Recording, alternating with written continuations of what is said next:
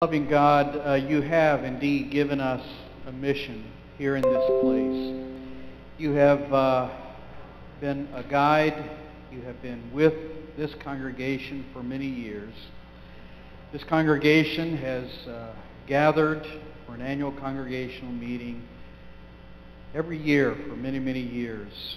And we give you thanks that you have been with us, that you have guided us, that you have given us your Spirit to be with us in all that we do. And so we ask again that you would be with us now. We pray that we would have open hearts and minds and ears, that we might hear one another and indeed hear you and your leading for us. These things we pray for Christ's sake. Amen. Thank you, Ron. At this time, I'm going to appoint Chip Johnson as parliamentarian. Linda Anderson is going to be our secretary, and our tellers are Roy Schroeder Jr. and Marty Jensen. So at this time, I'm going to ask the tellers, one of them at least, to acknowledge that we have a quorum, which is a minimum of 50 voting members. We do. Thank you, Marty. So having established the quorum for the meeting, I'm going to ask for a motion to adopt the agenda. Chip Johnson moves. Second? Okay, Mark Redfern, thank you. All those in favor of adopting the agenda as proposed, please say aye. Aye. Opposed? Thank you. Our first order of business is the approval of the minutes of the annual congregation from last year, January 29th, the special congregational meeting, July 16th, and again, the special congregational meeting on November 12th. There's one correction on the second page of the January 29th meetings at the very top under the voting members of the Metropolitan Chicago Synod. The first line should read, Annelle Fletcher and Paul Remington were nominated by the nominating committee, not the nominated committee. So I'll note that one correction. At this time, we need a motion to accept the meeting minutes from the three congregational meetings last year. All right, Shirley, thank you. Second? All right, Mike. All right, is there any discussion on the minutes? Okay, not seeing any discussion. All those in favor of approving the three minutes for the three congregational meetings from 2017, please say aye. Aye. Opposed?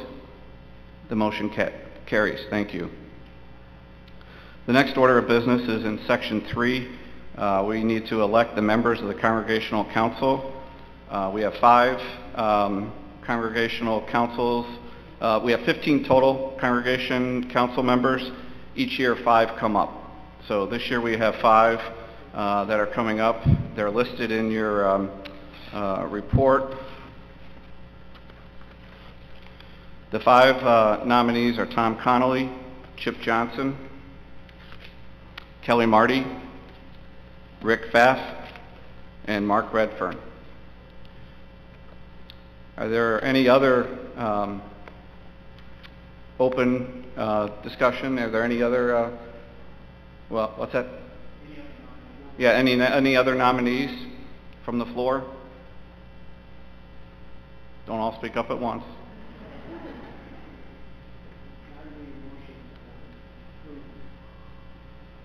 Yes. So I need a motion from the floor to approve the 5 people that have been put forth to serve on the council. Gary. Okay. I had Gary and Ted. Thank you. Okay. Is there any discussion on the motion? Thank you to those that are willing to serve, by the way. Normally we would do a write-in vote. I'm going to accept a motion that we do it by acclamation, so we only have 5 out of 5. Thank you, Ingrid. Second? Second. Dave, thank you. Okay, so all those in favor of accepting the 5 people that have been put forth as Congregational Council members, please say aye. Aye. Opposed? Motion carries. Thank you. Next, we have 2 synod volunteer or synod meeting folks. Who is that, Ron? That's oh, that's me. Great. And Phil Darling. Phil and I get together, spend a couple days together. When is that, Ron? Great. Okay. All right. So, the nominating committee has put forth myself and Phil Darling. We need a motion to accept. Are there anybody else who would like to volunteer to go to the? Okay. Let me see where that's going. All right. So we need a motion to accept the 2 nominees for the Synod Assembly. Ted. And a second. Roy. Thank you. Again, I'd like to, since there's only 2, ask that instead of using a paper ballot, we do it by acclamation. So need a motion for that? Ingrid again? Oh, I don't need that one? Okay. All those in favor of accepting the 2 nominees to attend the Synod Assembly, please say aye. Aye. Opposed? Motion passes. June 8th and 9th. Perfect. Thank you. All right. Next, we have endowment fund. Who are the endowment fund? Oh, we need the nominating committee, sorry. So the nominees for the nominating committee are Paula Bublitz, Roy Cook, and Paul Doring. We have 3 individuals willing to serve on that committee. Is there anybody else that would be interested in serving on that?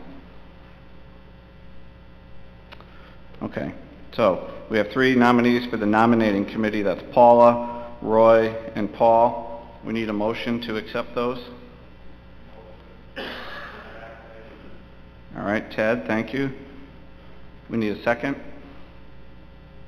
Ingrid, thank you. Okay, all those in favor, any discussion? Okay, all those in favor of Paula, Roy, and Paul serving on the nominating committee, please say aye. Aye. Opposed? And that motion carries. Thank you. I know this is procedural, but we appreciate it. The last is the endowment fund committee members. You were correct. It was me, Roy, and Dave. Yeah, so we have 3. They are Roy Cook, Scott Sutherland, and Dave Wyman. Are there any other candidates or anybody else who would like to serve on the endowment fund?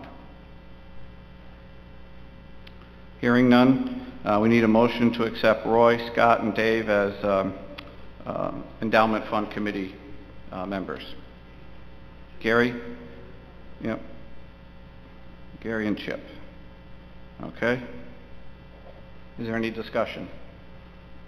All right. All those in favor of accepting Roy, Scott, and Dave to serve on the endowment fund, please say aye. Aye.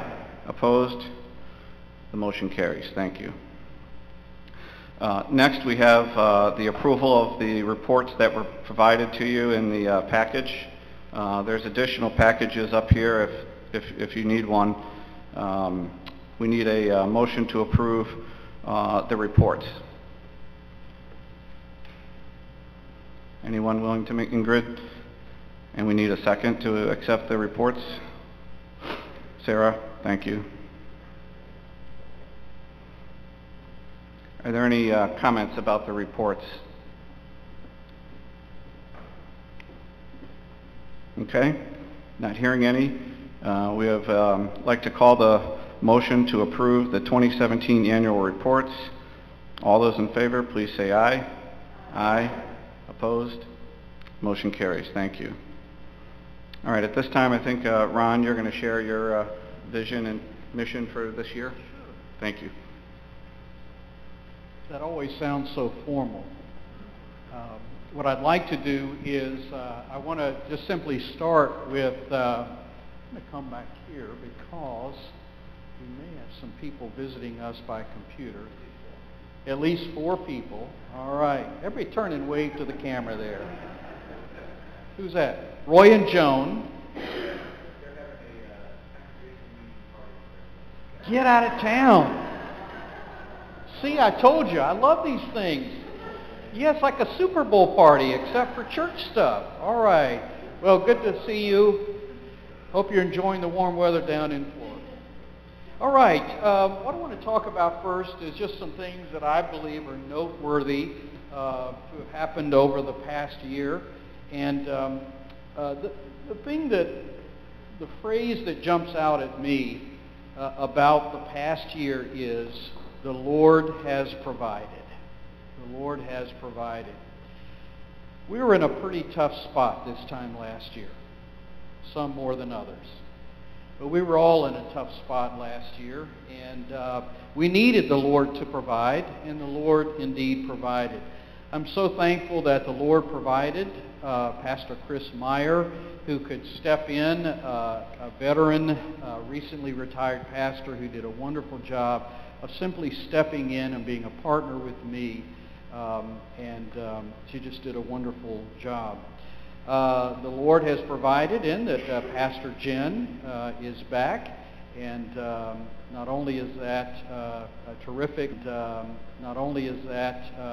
terrific, for me personally, but also for us as a congregation. So we're glad that Jen is back. The Lord provided with a new pastor and a kind of a new way of thinking about how we might go about our ministry.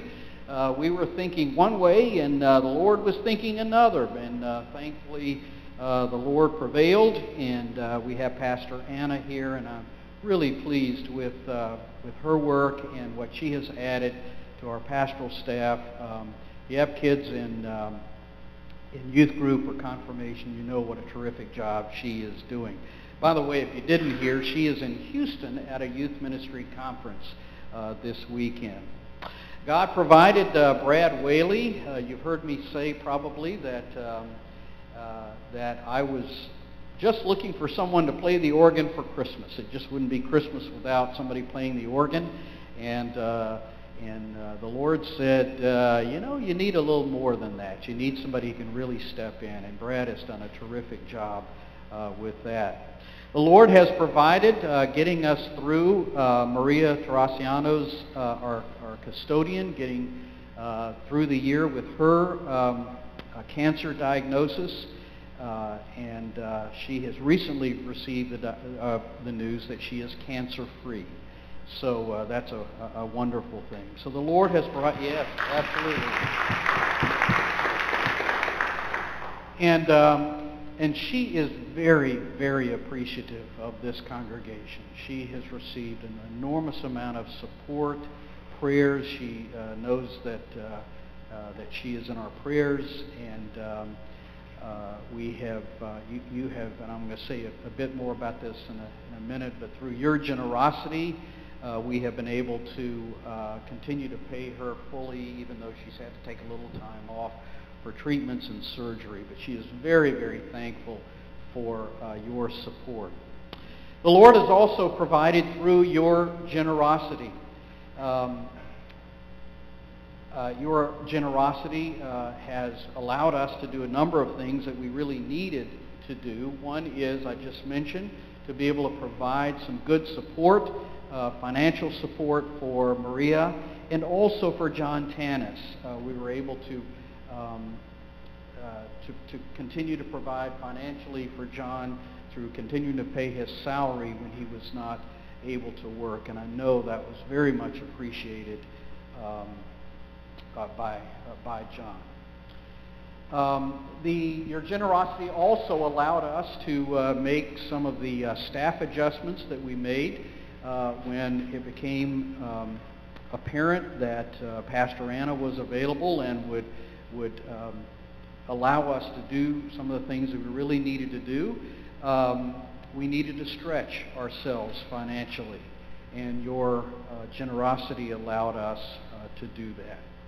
So those are kind of the things that I think of that are noteworthy in the past year, all under the rubric of the Lord has provided. The challenges we have ahead, and most of this I addressed in my report. I won't go over it again so much. The challenges ahead, we continue to have some challenges with regard to figuring out some things with worship. Obviously, we are working on finding a new permanent director of music. We are going to extend. We originally had a contract with Brad for 2 months, just December and January. We have extended that contract for 3 more months, which will take us through Lent and Easter. We do have a committee that is moving toward hiring a new person, a permanent person. And let me answer a question that a number of you have asked me, and that is, some folks have asked me, is it possible that Brad is going to be the permanent person? And what I would say is that's possible. He has been invited to put his name in if he's interested, and so it's all kind of an open process right now. Also, we need to continue to figure out what the 9:30 service is going to look like. Now, don't get anxious about that. What we really are having to struggle over is what we call that a blended service, and blended can mean anything. And so we're still trying to figure out what that means. I am committed, as you've heard me say, and I hope everybody knows this, I am committed to it truly being a blended service. That is, that we will continue to have traditional music and liturgy, but we'll also continue to have contemporary liturgy and music. Now, how we do that is a real challenge, and I'm not a big fan of categories of music and liturgy. I think we do ourselves a disservice when we divide up worship and music into categories. So my commitment is that some of the stuff that we do will be written a long time ago. Some of the stuff will be written more recently. But all of the stuff will be good. It will be well played, presented, and it will be singable. That's really what my criteria is. So that's just something we have to work on. We also need to continue our strong stewardship, and there are a number of reasons for that. The one that kind of is for me, a little bit of an elephant in the room is that we know that Pastor Jen's part-time status goes through 2019, as does Pastor Anna's call. So at some point, we're going to have to make some decisions about that. I have been very honest with whoever wants to know that my hope is that we will all three be here on staff full-time. I'm hoping. I really like the way the pastoral staff is formed right now.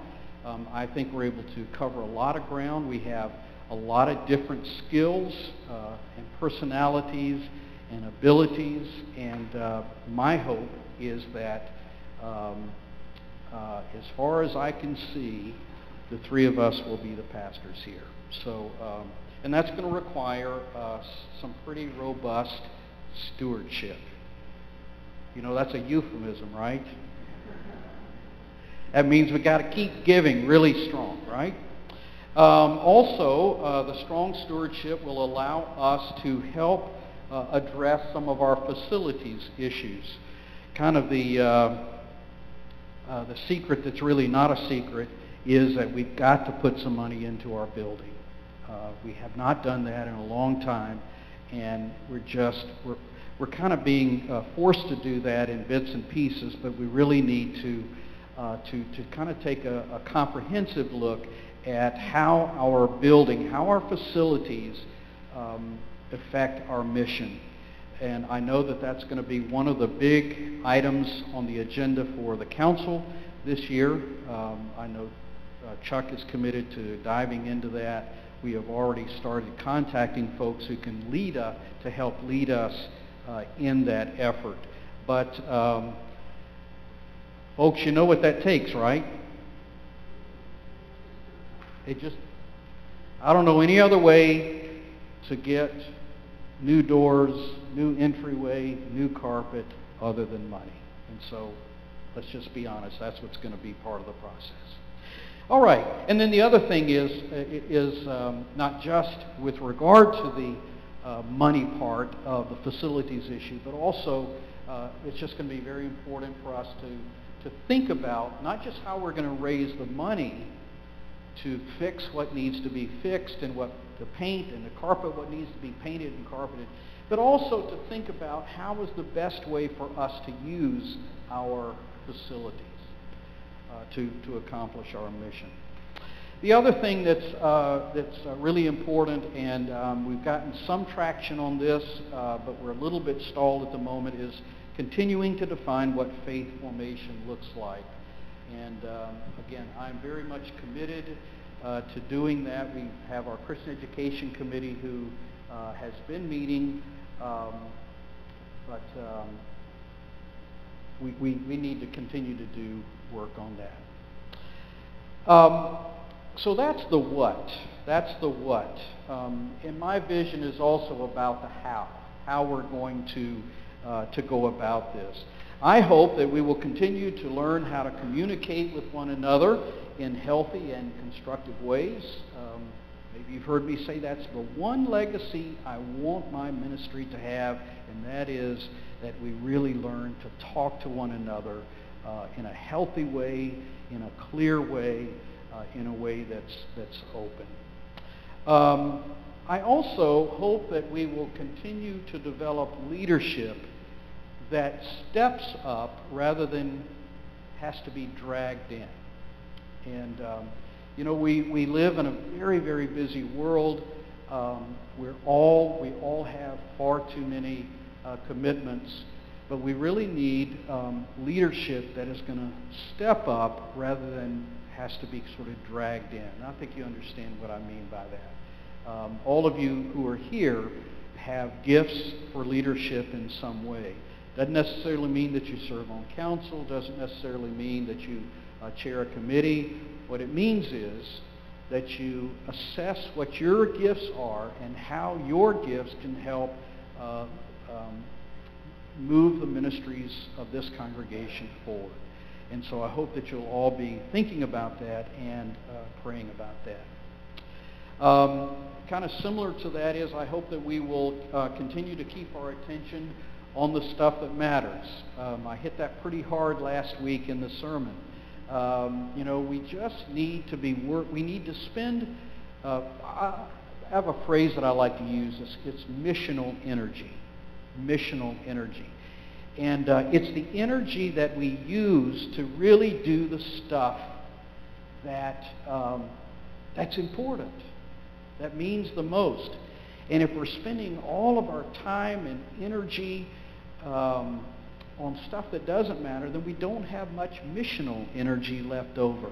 So I really hope that we'll do that we won't get bogged down in doing church, that we will spend our efforts being the church. And one last thing I'll say, and that is that I hope that all that we do will be for the purpose of inviting in those who are not already here. That's kind of a what and a how. But inviting in those who don't have a faith community, those who have not heard of the grace of God, have not heard of the saving grace of Jesus Christ, inviting them in needs to be kind of underlie everything we do, and I hope that we'll continue to do that. All right, that's what I got. I'll answer. Any of you have questions about any of that? Yes.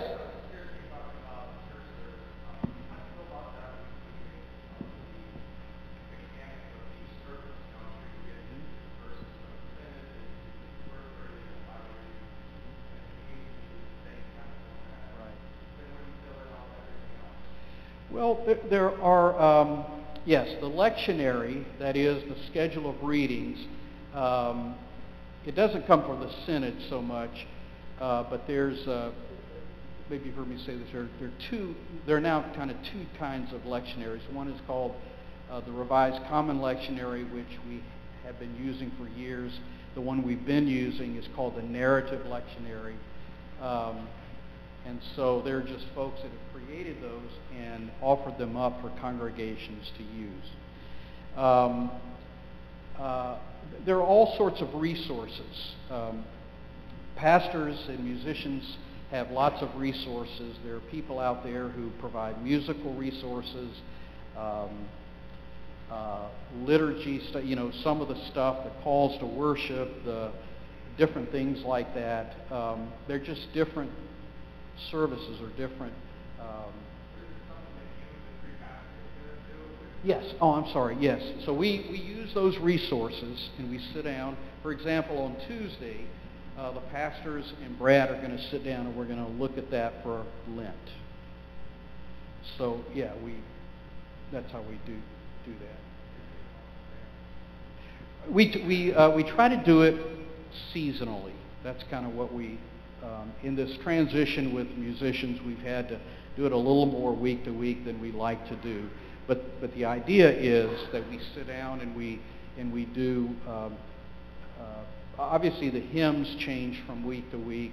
The scriptures change from week to week. But one of the things we've been doing is trying to have the same liturgy throughout the whole season. So you've noticed in Epiphany, during the Epiphany season, we've kind of done the same thing. And we'll likely do the same thing in Lent. Does that kind of get to your?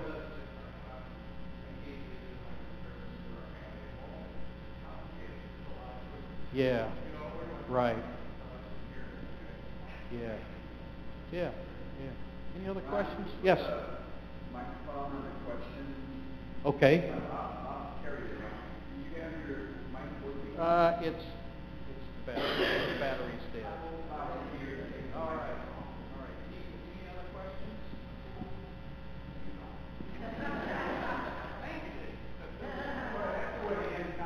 Yeah, I guess so.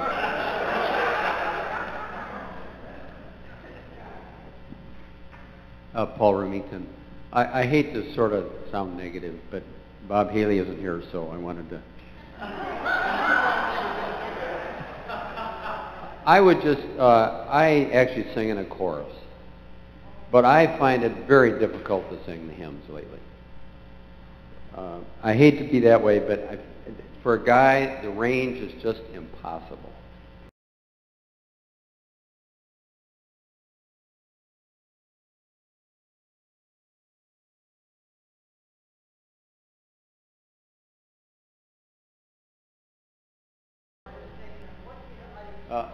Yeah, they're too high, and they're very unfamiliar.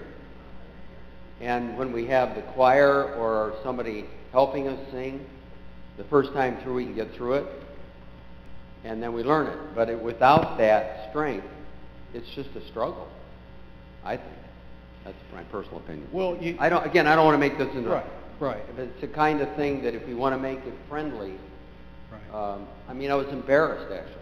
We had some people here the first time we were here, and we sounded like we didn't know what the songs were about. That's just my personal opinion. Yeah. Well, that's part of the challenge. That's part of the challenge, and we actually do think about that. Right. No, I understand. And here's first of all, I hear you. Period. Okay, I hear you. Right. Here's the thing. A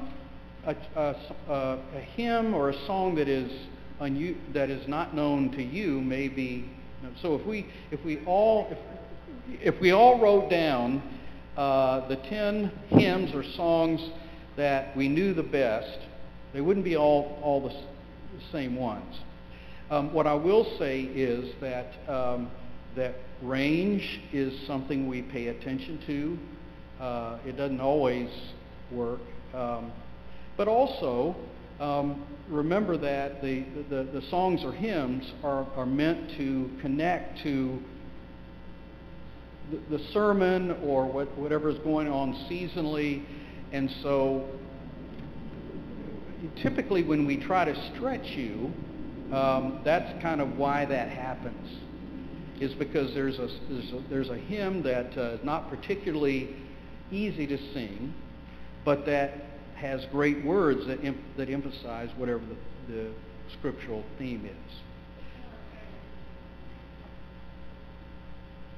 In fairness to your point, though, one of the things we've all discussed on staff, and one of the things Brad wants to do during his interim, and whoever ends up being the permanent, it will be a thing that will be discussed, is the role of the choir should be to help lead the congregation when there is a new hymn that you're not familiar with, because the only way you're going to get familiar with something is to be taught it, so that we have a better ability to lead without it being a solo voice necessarily, a congregation in a hymn that isn't necessarily as familiar. So it's a thing we've noticed as well, and we do our best, but you can have a fail anytime.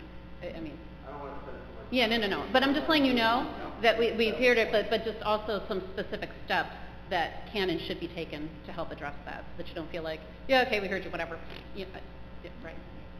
Well, and we don't have that quite as much with the hymns in the hymnal, although I know we do have some that are difficult. But we have a lot of with the contemporary songs, we have that. For example, any of you who love contemporary Christian music and listen to K-Love, you listen to Chris Tomlin. He's great, and he has some great stuff that we ought to sing in church. The problem is he sings, I'm a tenor, and he sings higher than, I can't sing it that high. And so we do think about those things. Yes. Okay. John Tanis was a great musical director, but he did not understand the tradition of the Lutheran Church, that you sing a certain hymn at certain times of the liturgical year, like We Three Kings. We actually sang We Three Kings a couple weeks ago. But that's very traditional. Swedish Lutheran, Augustana, it's very traditional, and you sing certain songs on a certain date. So that would be my 2 cents, that we keep up with the traditions of the church. Okay. Somebody else. Yes, Ken.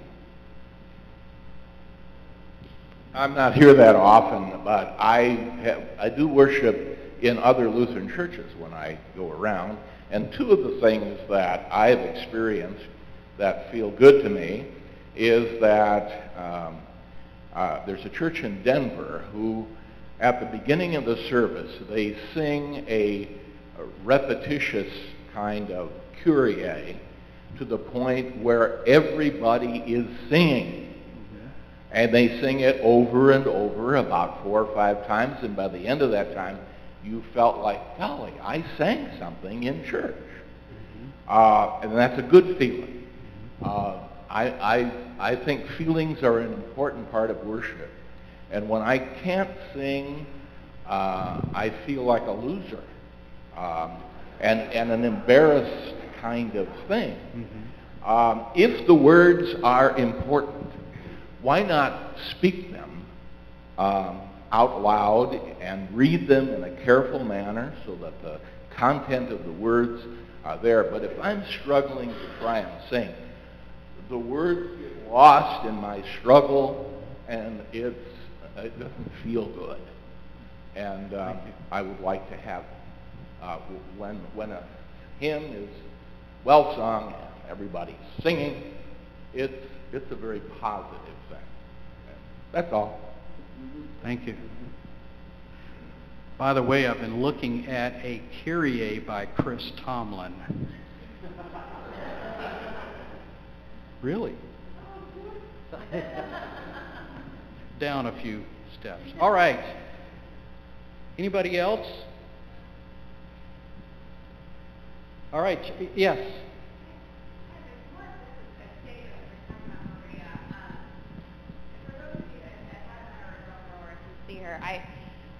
I have just fallen so much more in love with her this year and her passion for our congregation. If you guys don't know how much she loves this church, you need to get to know her, because I think she loves this church more than than anyone. And she cares for this church as if it were her own home.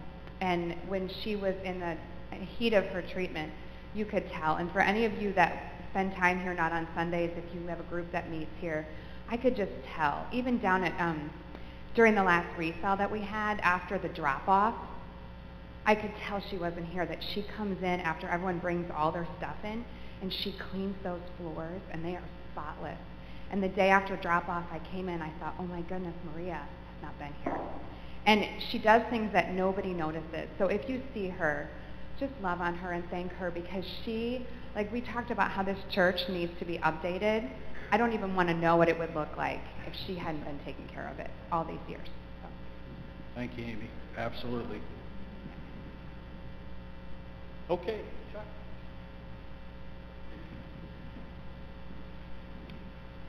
Thank you, Ron. Next on the agenda is the discussion of our financial discussion as well as the 2018 budget. So I'm going to cover 4 basic areas for us in the next 10 minutes. One, I'm going to talk about how we did in 2017, how we did compared to our budget, and then how we've done compared to previous years. Then I'll talk about the 2018 budget. What is the recommendation from the council? Where are we spending our money? And why is the budget increased? I'll also briefly touch on our balance sheet and how we're doing from a cash management perspective. And then lastly, I'll talk about the capital improvement program that we need to initiate. Ron, can you help me? I don't know what it did. Oh, there it is. It came back. It came back. Sorry.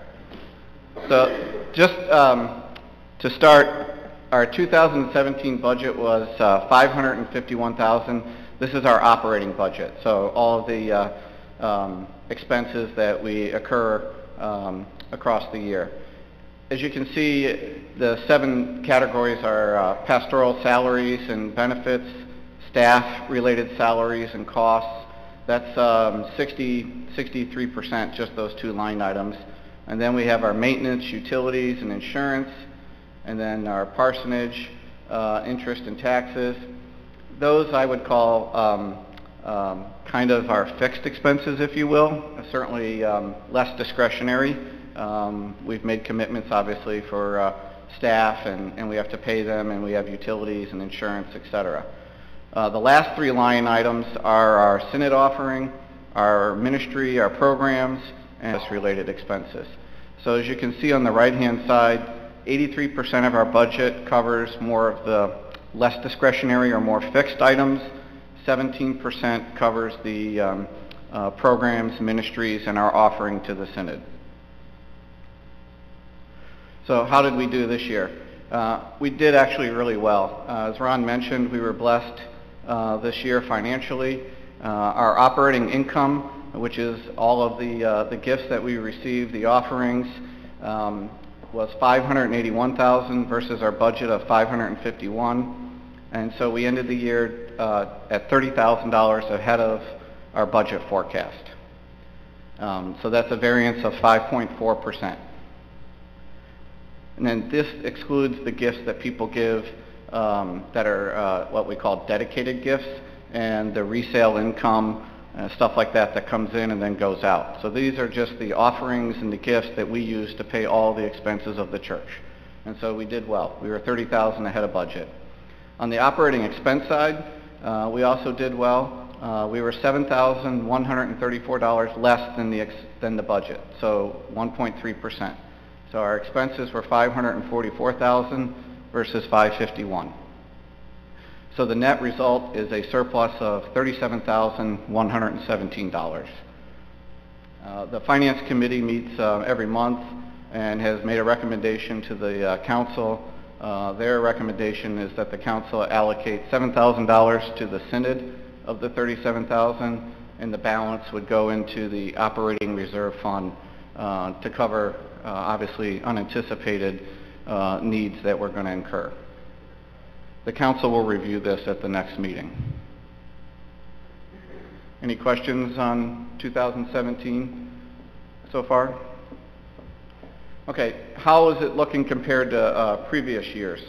And this is a look back of the last 5 years, 2013 through 2017, operating income, and operating expenses. So our average for the last 5 years, income is $583,000. We came out at $581,619. So we're really close to the 5-year average. Our operating expenses for the last 5 years have averaged $552,000, and we were at $544,000. So we were again under, but fairly close. So you can see the difference there is the operating expenses, income less expenses. Each of the last 5 years, we've actually spent less than we brought in, which is a good thing. And this year was very close to the 5-year average. So in conclusion, on 2017, our operating income was ahead of plan by almost $30,000, which was 5.4%. Our operating expenses were less by 1.3% or $7,000. So on a net basis, we have a year-end surplus of $37,117. Given the aging facilities, we believe that reserves need to be put aside to cover unanticipated repairs and needs in the church. I should note that the numbers that I was referencing above do not include the capitalized expenses. So when we paid for the new boiler and we took out the loan for that, that was outside of the operating. Obviously, we have on our balance sheet a loan to the endowment committee, but that was outside of our operating budget. So that's a extraordinary expense. All right, any questions on 2017? Yes, Gary.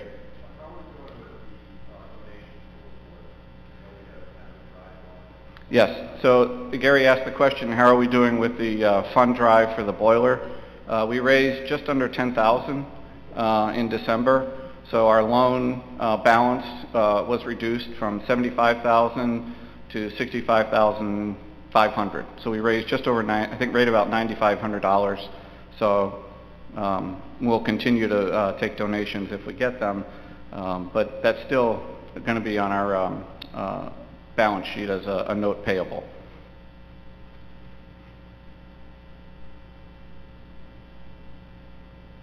Scott?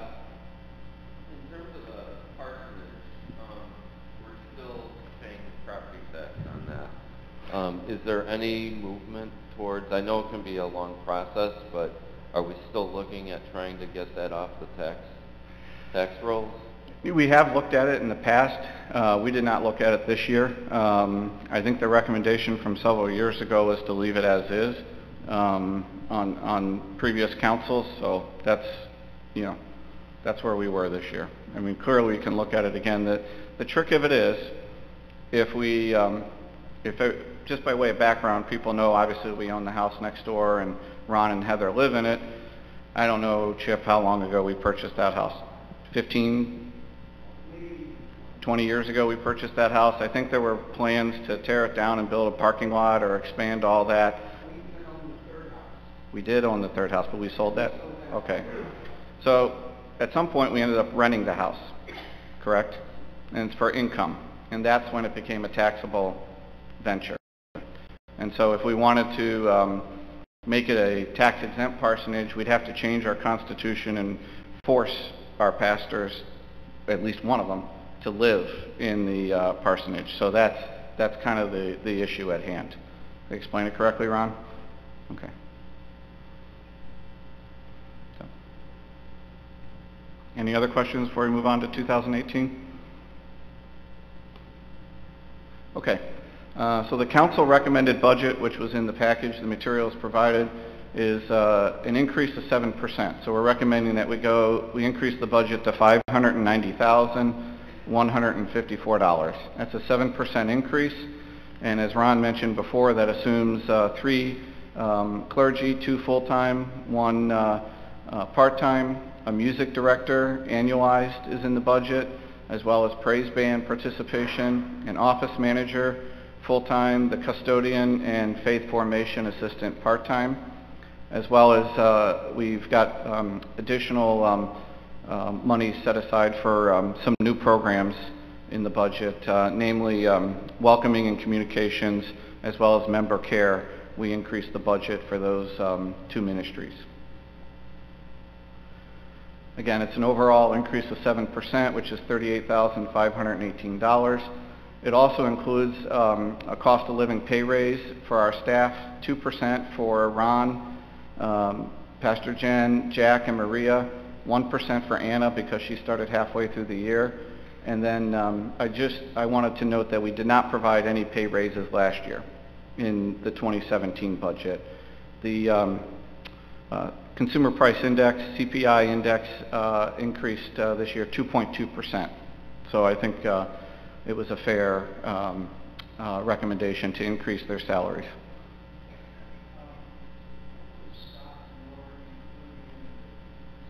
Yes, you're right. Scott is also included in the 2% faith formation assistant. I'm sorry. I mentioned that we increased our budget in the outreach, member care, as well as welcoming and communications. These are new efforts to reach and serve our church and our community. In the budget, we also increased the Synod offering 7%, from $40,000 to $42,800. Property maintenance budget is the same at $30,000. We're hoping that we have obviously no boiler issues since we just purchased a new one this year, so that we were spending anywhere from $5,000 to $8,000 a year maintaining the old one. So even though we increased some other things in the budget, we don't anticipate having to spend to repair the old boiler like we did in previous years. And in the budget, we also included the expense on the new loan that we have to the endowment committee for the boiler. So using that same format as I did to describe the 2017 budget, it's generally the same. Last year it was 83% and 17%. This year it's 84% and 16%. Probably the biggest increase is obviously having 2.5 pastors on staff. I think that's probably, of the $38,000 difference, that's probably about $25,000 right there. And then the new interest on the endowment loans about $2,000 a year. And so, and then we increased the Synod mission offering almost $3,000. So still about the same ratio, 84% and 16%, but you can see how it breaks down by category. From a balance sheet review, currently in our available cash and short-term investments, our CDs, we have $185,000. Of that, almost $114,092 is dedicated, set-aside funds. That's money people have given us and set aside for specific uses that we haven't spent yet. For example, we have money on our balance sheet to eventually finish the organ. So we're just holding that until we decide to spend it to complete the additional piping for the organ. So we have $114,000 that's set aside. We also have close to $35,000 that was given at the end of the year that's on our balance sheet that we will use in 2018. So people gave us their 2018 gifts prior to year end, so we're holding that in cash. And then we have the $37,000 surplus that I talked about that's also in our checking account right now. So from a cash perspective, we're in a good spot right now. Our liabilities, we only have 2 loans as a congregation. One is for $82,000. That's the remaining balance on the parsonage next door.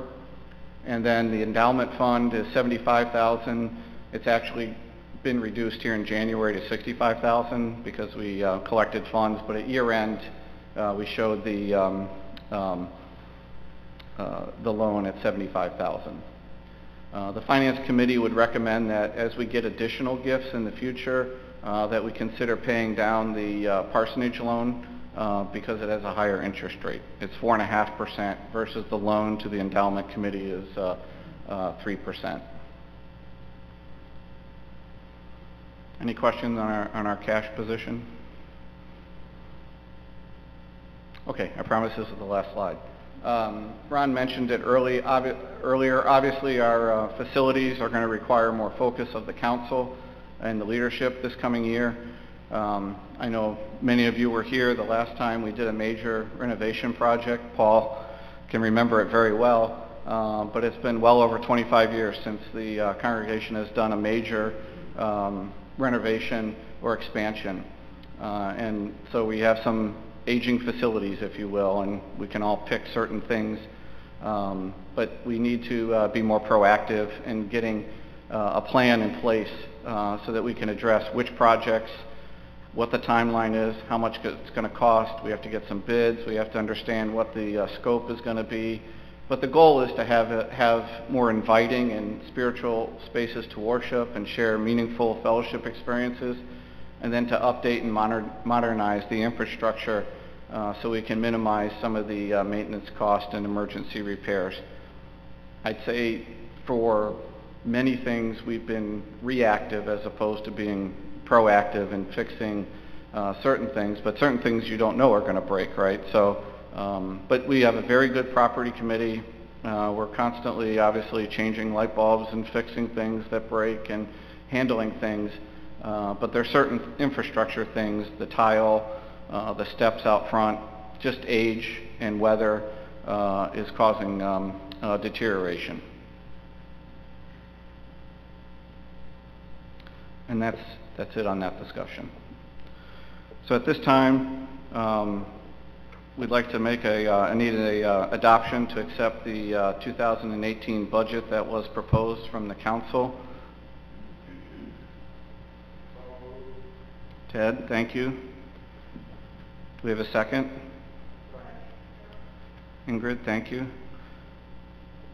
Okay, so we have a motion and a second to accept the budget at $590,154. Discussion. Are there any questions or comments that people have? Yes, Phil. Okay, on page 1, under the highlighted column, 2018 Council recommended, under the first line item, rooted in Christ, I just want you to explain why there is a $200 increase in copyright fees from 2017. Actually, more than that. Well, 320. We spent, as of October, $276. I think we anticipated that we'd be using more in different types of music, potentially, and so we increased to cover the potential increase. Obviously, if we don't spend it, we don't have to incur it, but bringing in a new music director, we thought we might have to purchase more different music, so we increased the anticipated expense there. It went from $300 to $500, yes, $200 increase. Okay. All right, page 2, the same column, under support staff expenses, I'm looking at the last item, FICA for lay employees. You've got here the same figure that was budgeted back in last year for $12,000, and you've got the same figure, $12,000 budgeted for this year. But then next to it, it says lower based on shift between the lay and the pastoral staff. Well, actually, it's the same. What do you mean lower? Well, we made some adjustments. Obviously, when we moved to have more pastoral staff, it's a different tax structure than when we had paid someone like Moose, who was getting a W-2. It'd be a different type of employee relationship. Net, it's the same amount, but it's a little bit lower, but yet we're also increasing some of the salaries. So there are parts that are going to be lower, but we also shifted when we hired Anna. that changes the mix a little bit between, they treat it differently from a tax perspective, but it's the same amount, 12,000. Okay, just the word lower threw Yeah. me off there. I thought maybe it was just a, you know, a typo.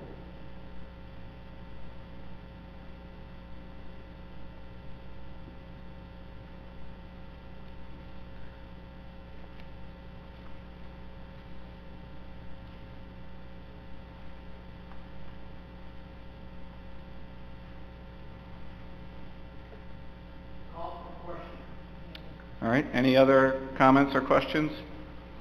All right, all those in favor of accepting the 2018 budget as proposed from the council, please say aye.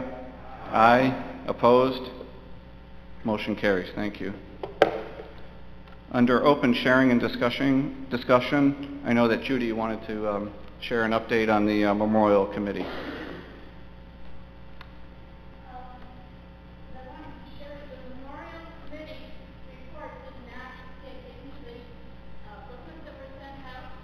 I just wanted to report with all the donations we've received, the Memorial Committee funded all the new kneelers here in front of the altar. We bought another chalice for communion. We also bought some additional candles for All Saints Day that appear on the altar for the members that have passed away. And we also purchased over 100 new folding chairs so that when we have funerals, we now have chairs that we can all sit on, and the chairs are used for men in mission and other events. So I just wanted everyone to know what we have done with the money, and that the Memorial Committee does not look for projects, but if anyone has suggestions, we would certainly consider them. Thank you. Thank you, Judy. Is there any other open discussion?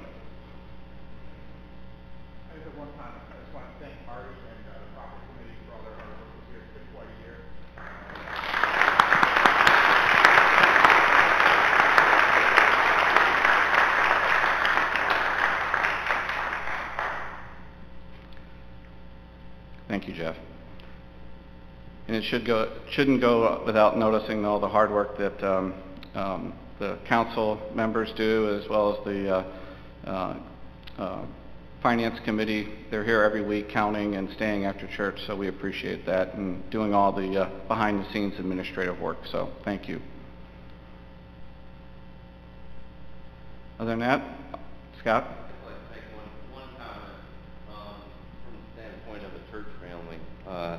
It's nice to have an extra family to help out, especially, you know, when people are going through the all the stresses in life. So I just want to say thank you to everybody.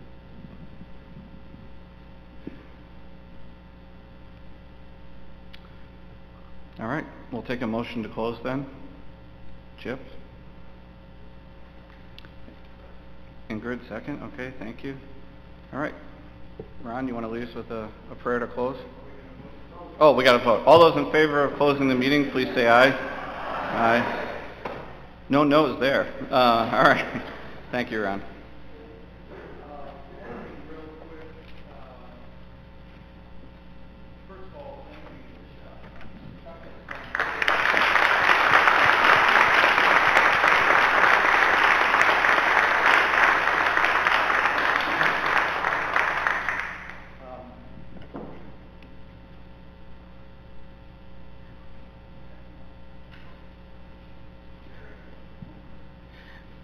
A good president can make pastors' lives a lot easier, and we've had a lot of good presidents, and none better than Chuck. Thank you, Chuck, for that. And one follow-up to the thanks to the property committee. You may know this, but you also may not, and that is when we were having the boiler issues, you know, we had a daily concern because we have the ACC, the Adult Christian Care, who, you know, vulnerable older adults who needed, who really needed to have heat. and Rick Paff. Where's Rick? Is Rick? There's Rick. Rick was kind of the contact. He's Monda Noka's new best friend, hauling space heaters around. So thank you for that so much. All right, Paul Remington, come up here. You're going to help me because we're going to sing.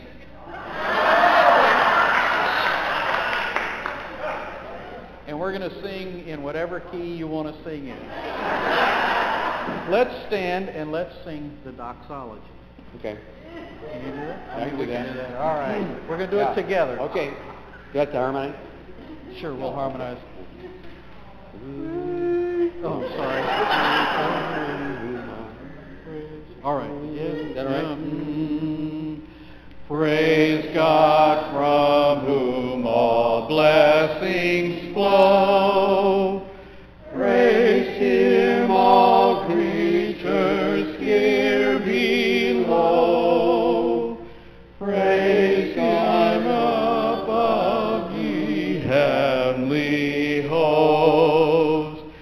Praise Father, Son, and Holy Ghost.